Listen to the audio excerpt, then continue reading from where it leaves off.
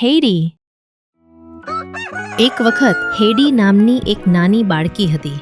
તેની માતા પિતાનું અવસાન થઈ ગયું હોવાથી તેની માસીએ તેની સંભાળ રાખી હતી. પણ એક દિવસ તેની માસીને એક મોટા શહેરમાં એક અદ્ભુત નોકરી મળી અને તેને નક્કી કર્યું કે હાઈડી સાથે આવી શકશે નહીં. આગામી દિવસે તે હાઈડીને તેના વૃદ્ધ દાદાની સંભાળમાં છોડવાનો નિર્ણય કરે છે, જે પર્વતોની ઢાળ પર રહે છે.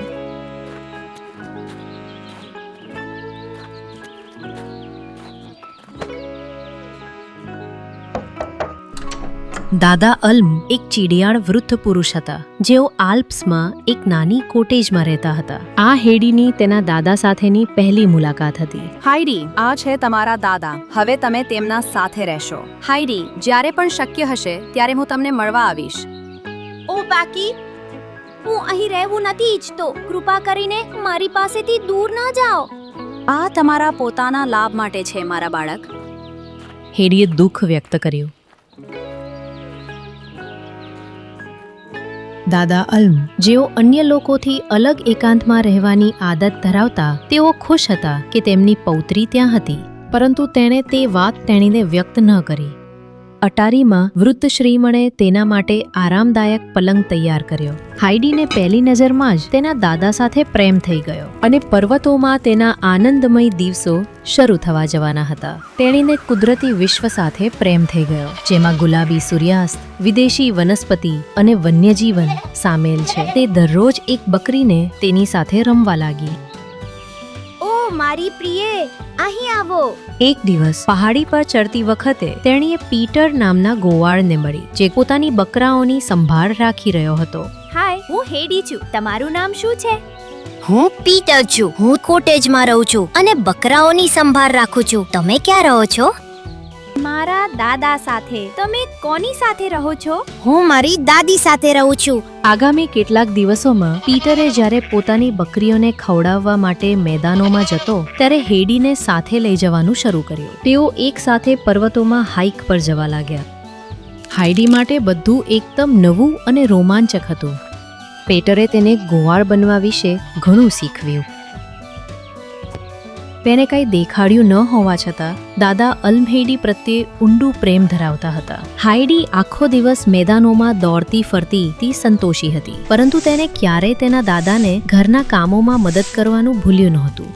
તેને તેના દાદાની લાકડાની ભઠ્ઠીનો ઉપયોગ કરીને નાના નાના બ્રેડના ટુકડા બનાવવા પણ ગમતા. તે પોતાની બનાવેલી બ્રેડ પીટરની દાદી પાસે લઈ જતી, જે બદલામાં તેને તાજું બકરીનું દૂધ આપતી. 2 વર્ષ પછી હાઈડી અને અલ્મ એકબીજાની સાથીદારીથી સંતોષી હતા. હેડીની કાકી એક દિવસ પાછી આવી અને તેને શહેરમાં લઈ ગઈ. તે કામ પર જવાની અને ઘરે શિક્ષણ મેળવવાની હતી. શરૂઆતમાં દાદા અલ્મ સંપૂર્ણપણે તૂટી ગયા અને તેને સ્વીકારવાનું ઇનકાર કર્યો. પણ થોડીવાર વિચાર્યા પછી તેને નક્કી કર્યું કે હેડી માટે શહેરમાં જ રહીને વાંચવું અને લખવું શીખવું વધુ સારું રહેશે. પણ હું હજી જવા તૈયાર નથી. હું ખરેખર મારા દાદાને પ્રેમ કરું છું. હાઈડી ગભરાઈ ગઈ હતી, પરંતુ તેની માસીએ તેને ખાતરી આપી કે તે ટૂંક સમયમાં પર્વતો પર પાછી આવશે. ત્યારે તે જવા માટે મનાવવામાં આવી. લાંબી ટ્રેન મુસાફરી બાદ હાઈડી અને તેની માસી એક મોટી મિલકત પર પહોંચ્યા. વાહ, કેટલું વિશાળ ઘર છે. શું હું અહીં રહીશ? હેડીએ ટૂંક સમયમાં જ ઘરમાં રહેતી બાળકી ક્લેરાને મળી. આ ક્લારા છે. હાઈડી, તેની સાથે સમય વિતાવો. હાય ક્લારા, મારું નામ હેડી છે. હાય હેડી. હેડીએ ક્લારાને જવાબ આપવા સંઘર્ષ કર્યો. મારા મિત્ર પીટર પાસે ઘણી બકરીઓ છે. કેટલીક વાર મને ખબર પડતી નથી કે બકરીઓને તે ચલાવે છે કે તેને બકરીઓ ચલાવે છે. આ સાંભળતા જ ક્લારા હસવા લાગી અને હાઈડીને તરત જ ખબર પડી કે તેઓ નજીકના મિત્રો બની જશે.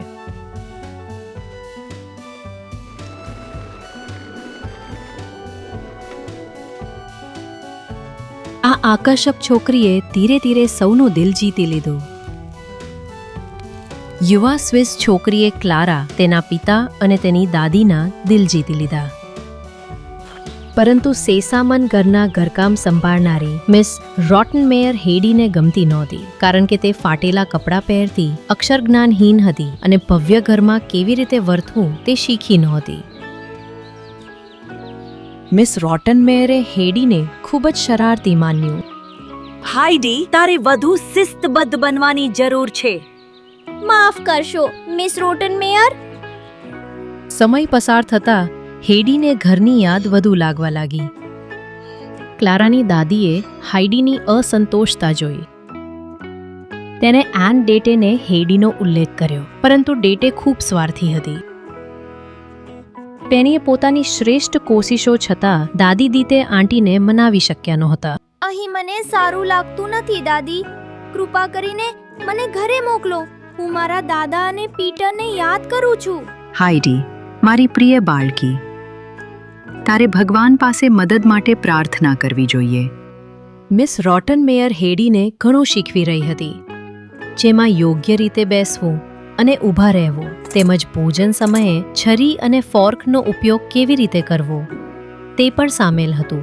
તે તો શહેરના બાળક જેવી જ પહેરવેશમાં હતી, પરંતુ તે આ પહેરવેશમાં આરામદાયક અનુભવતી નહોતી. ક્લારાએ હેડીને વાંચન અને લેખન કુશળતાઓ વિકસાવવામાં પણ મદદ કરી. હેડીને ક્લારા સાથે રહેવું ગમતું હતું, પરંતુ તે પર્વતો અને તેના દાદાને ખૂબ યાદ કરતી.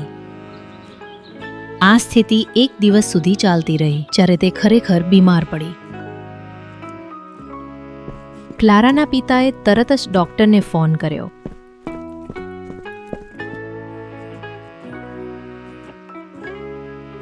મને ચિંતા છે કે તે ઘરની યાદમાં છે. તે ઘરે પાછા જવા ઈચ્છે છે. જો તે પાછી નહીં આવે તો કોઈ દવા કે સારવાર તેને મદદરૂપ નહીં થાય. હું તરત જ તેને ઘરે પરત લાવવા માટે વ્યવસ્થા કરીશ. જેમ વચન આપ્યું હતું, હેડી ક્લારાના પિતાની મદદથી 2 દિવસમાં તેના દાદાના પર્વતીય ઘરે પરત ફરતી.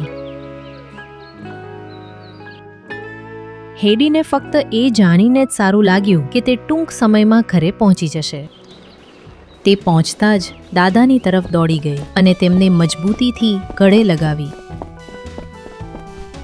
હાઈડીની પરત ફરવાથી અલ્મ અત્યંત ખુશ થયો. હું તમને ક્યારેય છોડશે નહીં દાદા. તમારે આવું કરવાની જરૂર નથી. આ છે ક્લારા દાદા. તે મારી શહેરની મિત્ર છે. તે અમારી સાથે થોડા દિવસો વિતાવવા માટે અહીં આવી છે. આ છે ક્લારાના પિતા. જ્યારે 2 લોકોએ હાથ મિલાવ્યા, પેટર આગળ આવ્યો. બાળકો એકબીજાને જોઈને ખૂબ ઉત્સાહિત થયા. તમે પીટર જ હશો. હેડી પાસેથી મને તમારી વિશે બધું ખબર છે. મને તમારી દાદીને મળવા જવું છે. નિશ્ચિતપણે. ચાલો, હું તમારી ખુરશી ધકેલી દઉં. દાદી તમને મળીને ખૂબ ખુશ થશે.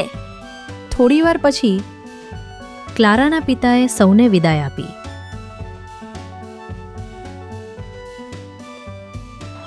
કેટલાક અઠવાડિયામાં તે ક્લારાને શહેરમાં પાછું લાવવા માટે પરત આવશે. બાળકોએ વિદાય માટે હાથ હલાવ્યો. આગામી કેટલાક દિવસોમાં બાળકોએ અદ્ભુત સમય વિતાવ્યો. ક્લારા પીટર અને હાઈડી સાથે દરેક જગ્યાએ ગઈ. પીટરે તેના માટે તાજું ફળ ચૂંટ્યું અને તેમણે તેને ગાયમાંથી દૂધ કાઢવાની રીત પણ શીખવી. સ્વસ્થ આહાર, શુદ્ધ હવા અને પર્વત શિખર પરનું વાતાવરણ હોવાને કારણે ક્લારા વધુ મજબૂત બની. તેને તો પોતે જ ચાલવું પણ શીખી લીધું. ક્લારાના પિતા તેને ઘરે લઈ જવા માટે ટૂંક સમયમાં પહોંચ્યા. જ્યારે તે આવ્યો ત્યારે તેની એક કાર તરફ ચાલીને તેને આશ્ચર્યચકિત કરી દીધું.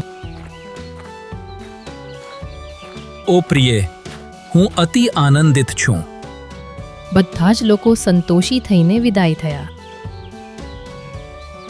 એક પણ વ્યક્તિ દુઃખી નહોતો. અલવિદા. હું ટૂંક સમયમાં તમને મળવા આવવાનું વિચારું છું. હું પણ કરીશ. અલવિદા. ખુશ રહો. અંત.